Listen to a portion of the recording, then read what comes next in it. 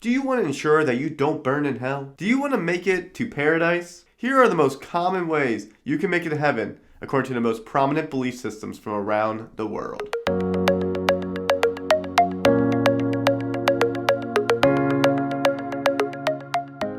Hinduism. I want to start with one of the most complicated religions on this list.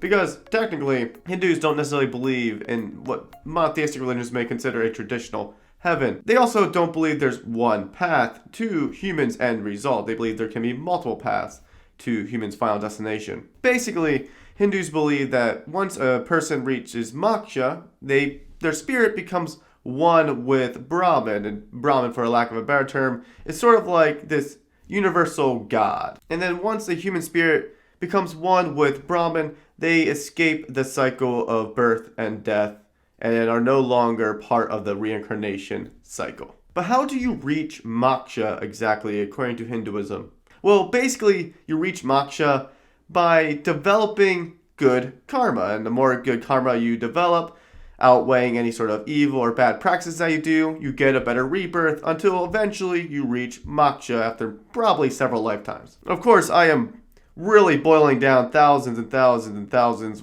years worth of philosophy and religious tradition into one very small, comprehensible way of explaining things, but that's the general basics. How does one generate good karma within Hinduism in order to reach moksha? Well, there are basically three common paths found within Hinduism, but again, it's important to note that Hinduism is a very diverse religion within its own system of thought. The three common paths are as follows: Karma Yoga, Jnana Yoga, and Bhakti Yoga. Yoga in this sense just basically means discipline. Karma Yoga is the practice of doing good deeds in a selfless manner and from a selfless position, and also performing certain religious rituals and traditions in a way that is proper.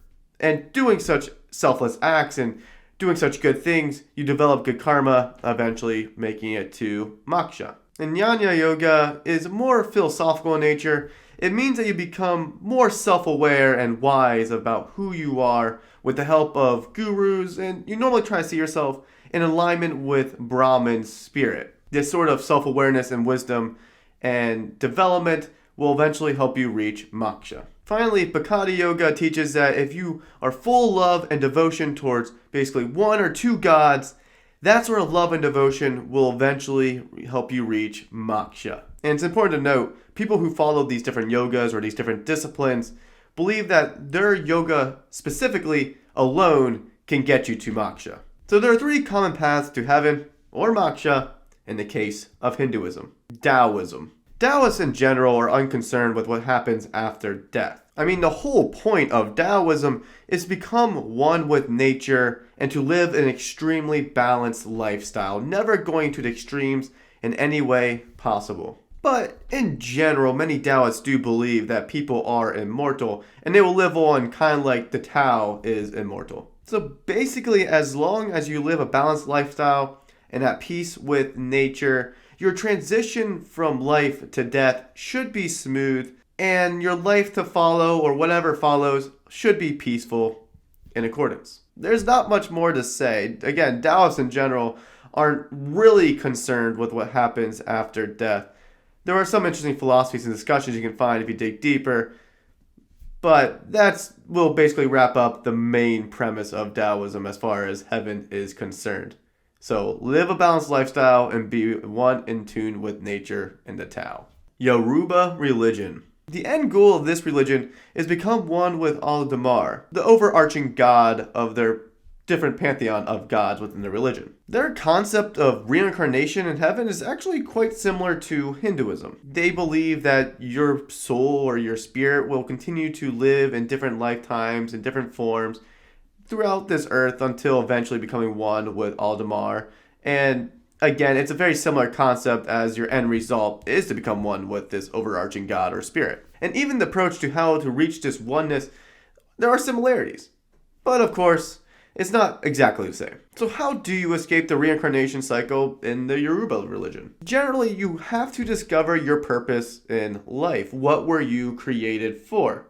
And once you're able to figure out what you were created for, You need to live it out to the fullest and to the best of your abilities and fit your purpose. And you can kind of discover your purpose and how to properly do this with the guidance of spiritual guides and orishas, or smaller gods. You're generally able to communicate with these gods via divination, sacrifices, offerings, and other such practices. If you discover your purpose in life through divinators and through the orishas, and you live your life to the fullest and live a good life according to Al-Damar within their religion, you can expect to reach their version of heaven. Christianity. Orthodox Christianity teaches that everyone is a sinner, and the consequence of sin is death. Not just a physical death, but a spiritual separation from God. And the only thing capable of saving humans from the judgment of God and the consequences of their sin is God's mercy. So God, in His mercy, took on human flesh in the form of Jesus,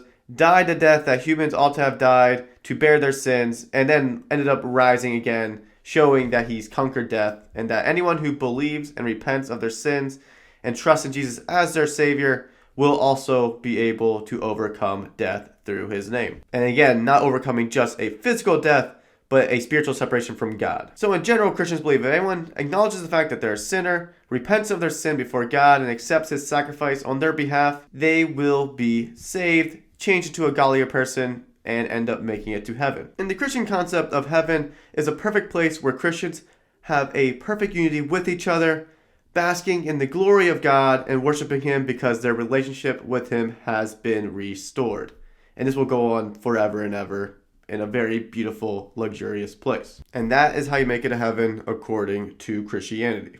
Naturalism. It doesn't matter what you do. Either way, the end result is going to be the same. It's going to be nothing. Whatever you experience before you're born is what you're going to experience after you die. So do whatever you want. Islam. Muslims believe that humans commit evil and that Allah will judge humans for their evil at the end of times. So how can humans find mercy from Allah? First, people must claim the Shahada, which is there is no God but Allah and Muhammad is His messenger. Then following this, there are 4 other key pillars within Islam, and they are prayer, fasting, alms, and the trip to Mecca. I expound upon these more in another video if you want to go check them out. Now, like most religions, there are varying traditions and theologies within Islam, but in general, if you follow these 5 principles, and you live a good lifestyle, and at the end of days, your good outweighs your bad on the grand scheme of things, Allah will grant you mercy. Which may mean to some that you go to paradise directly, or it may mean that you go to hell temporarily to burn off some of your sins and then eventually go to paradise. Paradise is generally described within Islam as a peaceful garden with flowing water, delicious food, and friends and family living in harmony with each other. There's also mention of huris within the Quran, which are basically beautiful young virgins that may accompany a faithful Muslim in paradise. There's a big debate among Muslim scholars about what that looks like in the grand scheme of things, but it is something that is mentioned.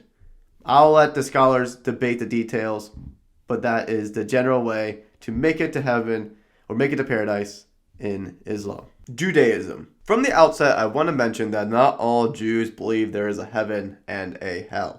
But Orthodox Jews do believe that there is a heaven and a hell. So I'm going to dive into how can you make it to heaven according to Orthodox Judaism. Well, first off, heaven is generally understood as like a Garden of Eden found within the beginning of creation.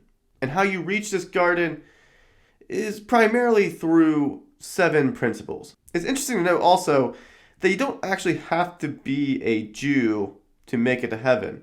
Most Jews believe that if you follow these 7 principles, even if you're outside of their religion, that there's a good possibility or a good chance you'll make it to heaven. That's why a lot of Jews don't proselytize for their religion or their faith, is because they don't actually see it as necessary. So what are these 7 key principles that you can follow that can give you good confidence you'll make it to heaven? Here they are. The first one is do not profane God's oneness in any way. God is one. There is one God and only one God. The second principle, do not curse your creator. The third principle, do not murder. If you end up murdering someone, that's not looking good for you.